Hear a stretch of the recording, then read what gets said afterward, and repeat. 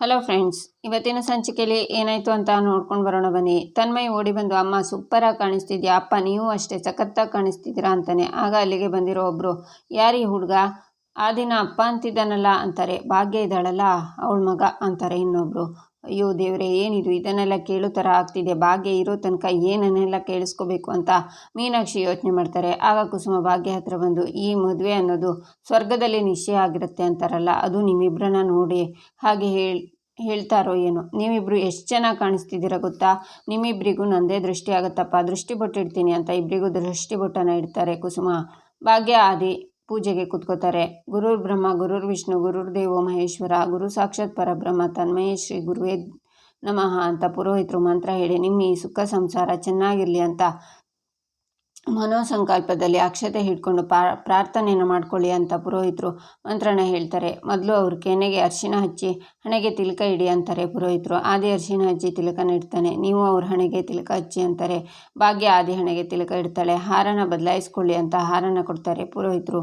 ಇಬ್ಬರು ಹಾರನ ಹಾಕೋತಾರೆ. ನಂತರ ಆ ಕಂಕಣನ ಕಟ್ಕೋತಾರೆ. ತನ್ವಿ ಸಿಟ್ಟಿಂದ ನೋಡ್ತಿರ್ತಾಳೆ. ಆದಿ ಹೂವನ್ನು ಹಿಡ್ಕೊಂಡು ಸುಮ್ಮನೆ ನೋಡ್ತಾನೆ.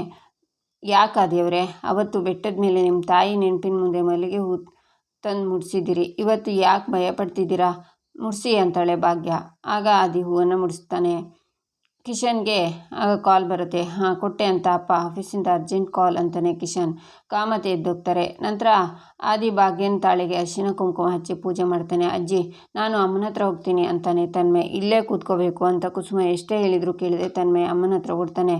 ತನ್ಮಯ್ ಅಲ್ಲಿ ಕೂತ್ಕೋಬಾರ್ದು, ಬಾ ಇಲ್ಲಿ ಅಂತಾರೆ ಸುನಂದ. ಇಲ್ಲ ಅಜ್ಜಿ, ಸಾಧ್ಯನೇ ಇಲ್ಲ, ಅಪ್ಪ ಅಮ್ಮನ ಎಷ್ಟು ಮಿಸ್ ಮಾಡ್ಕೊಂಡೆ ಗೊತ್ತಾ, ಬಾ ಅಂದರೆ ಹೇಗೆ, ನಾನಂತೂ ಬರಲ್ಲ, ಇಲ್ಲೇ ಕೂತ್ಕೋತೀನಿ ಅಂತಾನೆ ತನ್ಮಯ್. ಏಯ್, ನೀನೇನು ಚಿಕ್ಕ ಮಗುನ, ಹೇಗೆ ಬಿಹೇವ್ ಮಾಡಬೇಕು ಅಂತ ಗೊತ್ತಿಲ್ವಾ, ಎದ್ದೇಳ ಮೇಲೆ ಏಳು ಅಂದೆ ಅಂತಾರೆ ಮೀನಾಕ್ಷಿ. ಏಯ್ ತನ್ಮಯ್, ಒಂದ್ಸಲ ಹೇಳಿದರೆ ನಿನಗೆ ಅರ್ಥ ಆಗಲ್ವಾ, ಮೊದಲು ಎದ್ದೇಳು ಅಲ್ಲಿಂದ ಅಂತಾಳೆ ತನ್ವಿ. ಹೋಗಕ್ಕ ನೀನು, ಇರಿಟೇಟ್ ಮಾಡಬೇಡ ನೀನು ಅಂತಾನೆ ತನ್ಮಯ್. ಆಗ ತನ್ಮಯನ ನಿಲ್ಲಿಸಿ ಒಂದು ಕೆನ್ನೆಗೆ ಬಾರಿಸ್ತಾಳೆ. ಬಂಗಾರಿ ಅಂತಾಳೆ ಭಾಗ್ಯ. ಏಯ್, ನಿನಗೆ ನಾಚಿಕೆ ಆಗಲ್ವಾ, ಅವರೆಲ್ಲ ಹೇಳ್ತಿದ್ರು ಇಲ್ಲೇ ಕೂತಿದ್ಯಲ್ಲ, ಅಷ್ಟಕ್ಕೂ ಇದೇನು ನಮ್ಮನೆ ಅಂದ್ಕೊಂಡಿದ್ಯಾ, ನೋಡು ತನ್ಮಯ್, ಬಾಯಿ ಮಾತಿಗೆ ಅಪ್ಪ ಅಮ್ಮ ಅಂದಿದ್ದ ಕೂಡಲೇ ಅವರು ನಮ್ಮವರಾಗಲ್ಲ, ಈ ಮನೆ ನಮ್ದಾಗಲ್ಲ. ನಾನು ಬಡ್ಕೊಂಡೆ ಅಜ್ಜಿ ಹತ್ರ ಇಲ್ಲಿಗೆ ಬರೋದು ಬೇಡ ಅಂತ, ನನ್ನ ಮಾತೇ ಕೇಳಲಿಲ್ಲ. ಇವಾಗ ನೋಡ್ದ ಏನಾಯ್ತು ಅಂತ, ಬಾ ಅಂತ ತನ್ಮಯನ ಹೇಳ್ಕೊಂಡು ಹೋಗ್ತಾಳೆ ತನ್ವಿ. ಬಂಗಾರಿ, ಯಾಕೆ ಹೀಗೆಲ್ಲ ಮಾಡ್ತಿದ್ಯಾ, ಹೋಗಬೇಡ ಅಂತಾಳೆ ಭಾಗ್ಯ. ನನ್ನ ಮೇಲೆ ಅಷ್ಟೆಲ್ಲ ಪ್ರೀತಿ ಕಾಳಜಿ ತೋರಿಸೋ ಅವಶ್ಯಕತೆ ಇಲ್ಲ ಅಂತ ತನ್ಮಯನ ಕೈನ ಗಟ್ಟಿಯಾಗಿ ಹಿಡ್ಕೊಂಡು ಹೋಗ್ತಾಳೆ ತನ್ವಿ. ತನ್ವಿ ಪುಟ್ಟ, ನನ್ನ ಮಾತು ಕೇಳು ಅಂತಾರೆ ಧರ್ಮರಾಜ್. ಭಾಗ್ಯ ಹೇಳೋಕೆ ಹೋಗ್ತಾಳೆ. ಭಾಗ್ಯ, ನೀನು ಹೇಳ್ಬೇಡ, ಕೂತ್ಕೋ, ನಾನು ಪೂಜಾ ಹೋಗಿ ಕರ್ಕೊಂಡು ಬರ್ತೀವಿ, ಪೂಜಾ ಬಾ ಅಂತ ಸುನಂದ ಹೋಗ್ತಾರೆ. ಆಗ ಆದಿ ಹಾರನ ತೆಗೆದು ಹೇಳ್ತಾನೆ. ಆದಿ, ಏನು ಮಾಡ್ತಿದ್ದೆ ನೀನು, ಪೂಜೆ ಮಧ್ಯೆ ಹಾಗೆಲ್ಲ ಎದ್ದೇಳಬಾರ್ದು ಅಂತಾರೆ ಮೀನಾಕ್ಷಿ. ಅತ್ತೆ, ಪೂಜೆ ಆಗೋದು ಎಷ್ಟು ಮುಖ್ಯನೋ ಮಕ್ಕಳು ಪೂಜೆಯಲ್ಲಿರೋದು ಅಷ್ಟೇ ಮುಖ್ಯ ಅಂತಾನೆ ಆದಿ. ನನ್ನ ಮಾತು ಕೇಳು ಅಂತ ಮೀನಾಕ್ಷಿ ಹೇಳ್ತಿದ್ರು. ಆದಿ ಅಲ್ಲಿಂದ ಬರ್ತಾನೆ. ಮೀನಾಕ್ಷಿ, ಏನು ನಡೀತಿದೆ ಇಲ್ಲಿ ಅಂತಾರೆ ಅಕ್ಷತಾ. ಅಲ್ಲ ಅತ್ತೆ, ಇದೇನು ಮನೆನಾ ಮಾರ್ಕೆಟಾ, ನೆಮ್ಮದಿಯಾಗಿ ಪೂಜೆ ಮಾಡೋಕ್ಕೂ ಬಿಡಲ್ಲ ಇವ್ರುಗಳು ಅಂತಾಳೆ ಕನಿಕಾ. ಭಾಗ್ಯ ಹೇಳ್ಬೇಕು ಅಂತಿರುವಾಗ ಮೀನಾಕ್ಷಿ ಅವಳ ಹತ್ರ ಬಂದು, ಏಯ್, ಎಲ್ಲಿಗೆ ಹೋಗ್ತಿದ್ಯಾ, ಪದೇ ಪದೇ ನೀನು ಈ ಮನೆ ಸೊಸೆ ಅಂತ ನೆನಪಿಸ್ತಿರ್ಬೇಕಾ, ಎಲ್ಲರೂ ಬಂದಿದ್ದಾರೆ, ಅವ್ರ ಮುಂದೆ ಡಿಗ್ನಿಟಿನ ಮೇಂಟೈನ್ ಮಾಡು. ನೀನು ಹಳೆ ಸಂಸಾರದ ಜಗಳನ್ನ ಈ ಮನೆಗೆ ತರಬೇಡ, ಅದು ಬೀದಿಲೇ ಇದ್ದರೆ ನಿನಗೂ ಒಳ್ಳೇದು ನನಗೂ ಒಳ್ಳೇದು. ನೋಡು, ನಿನ್ನ ಮಕ್ಕಳನ್ನ ಈ ಮನೆ ಮರ್ಯಾದೆ ಹರಾಜು ಹಾಕ್ತಿದ್ದಾರೆ, ಚೆನ್ನಾಗಿರಲ್ಲ ಅಂತ ಅಲ್ಲಿಂದ ಎದ್ದು ಬರ್ತಾರೆ. ಕುಸುಮ ಅನುಮಾನದಿಂದ ಅವರನ್ನೇ ನೋಡ್ತಾರೆ. ನೋಡಮ್ಮ, ಇಲ್ಲಿ ಏನೇನೋ ನಡೀತಿದೆ, ನನಗೂ ಗೊತ್ತಾಗ್ತಿಲ್ಲ ಏನು ಮಾಡಬೇಕು ಅಂತ.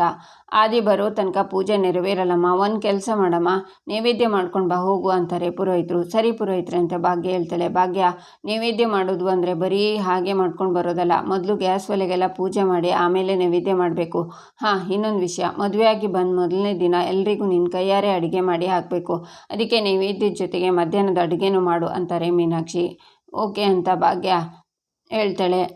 ಓಕೆ ಅಂತ ನಕ್ಕೊಂಡು ಹೇಳೋ ಅಷ್ಟು ಸುಲಭ ಅಲ್ಲ, ಈ ವಿಷಯದಲ್ಲಿ ಎಕ್ಸ್ಕ್ಯೂಸ್ ತಗೋಬೇಡ, ಆಗಲ್ಲ ಅಂದರೆ ಇವಾಗಲೇ ಹೇಳಿಬಿಡು, ನನ್ನ ಕೈಲಿ ಮಾಡೋಕ್ಕಾಗಲ್ಲ ಅಂತ ಅಂತಾರೆ ಅಕ್ಷತಾ. ಮೇಡಮ್ ಅವರೇ, ನಿಮ್ಮ ಹೆಸರು ಏನೋ ನನಗೆ ಗೊತ್ತಿಲ್ಲ, ಈಗ ತಾನೇ ನೀವು ಹೇಳಿದ್ರಲ್ಲ ಕೈಲಾಗಲ್ಲ ಅಂದರೆ ಒಪ್ಕೊಂಡ್ಬಿಡು ಅಂತ.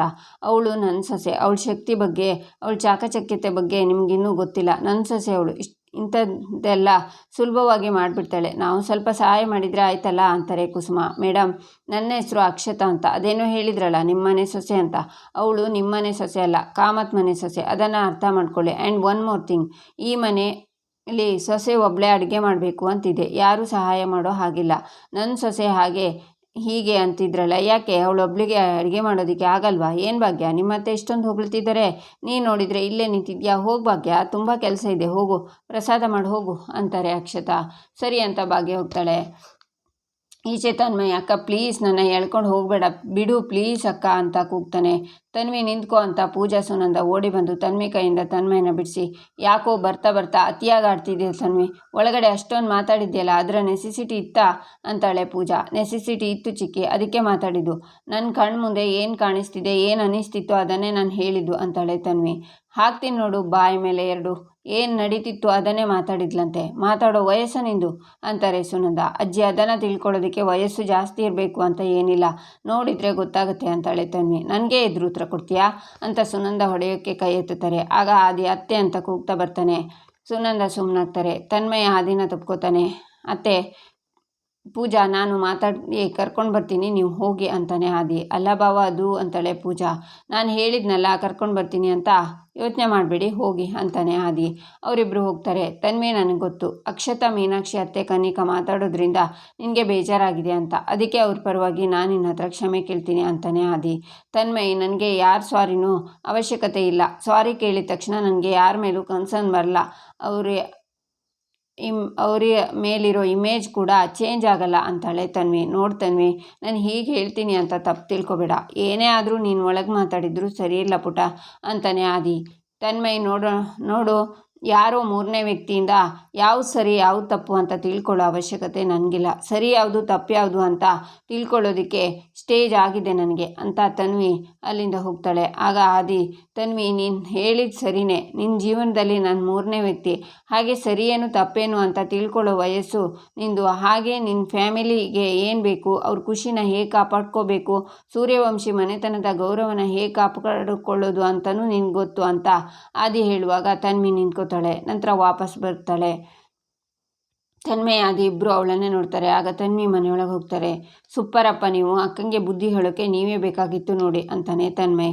ಜೀವನದಲ್ಲಿ ಎಲ್ಲನೂ ಕೋಪದಿಂದಲೇ ಸಾಲ್ವ್ ಆಗಲ್ಲ, ತಾಳ್ಮೆ ಇದ್ದಷ್ಟು ಎಲ್ಲ ಸಲೀಸಾಗುತ್ತೆ ಬಾ ತನ್ಮಯ್ ಅಂತ ಆದಿ ಒಳಗೆ ಬರ್ತಾನೆ. ಈಚೆ ಕುಸುಮ, ಅಲ್ಲ ಭಾಗ್ಯ ಒಬ್ಬಳೇ ಮಾಡೋಕ್ಕಾಗತ್ತಾ, ಅವಳಿಗೆ ಸ್ವಲ್ಪ ಸಹಾಯ ಮಾಡಿದರೆ ಇವ್ರ ಗಂಟೇನು ಹೋಗೋದು, ಆ ಹೆಂಗಸಿಗೆ ಸ್ವಲ್ಪ ತಲೆ ಕೆಟ್ಟಿದೆ ಅನಿಸುತ್ತೆ, ಅದು ಸಾಲದು ಅಂತ ಭಾಗ್ಯ ನನ್ನ ಸೊಸೆನೇ ಅಲ್ಲ ಅಂತಿದ್ದಾಳೆ, ಎಷ್ಟು ಧೈರ್ಯ ಇರಬೇಡ ಅವಳಿಗೆ, ಜಗತ್ತೇ ಎದುರಾದರೂ ಭಾಗ್ಯನ ನನ್ನ ಸೊಸೆ, ಯಾವ ಕಾರಣಕ್ಕೂ ಅವಳನ್ನು ಬಿಟ್ಕೊಡಲ್ಲ ಅಂತಾರೆ ಕುಸುಮ.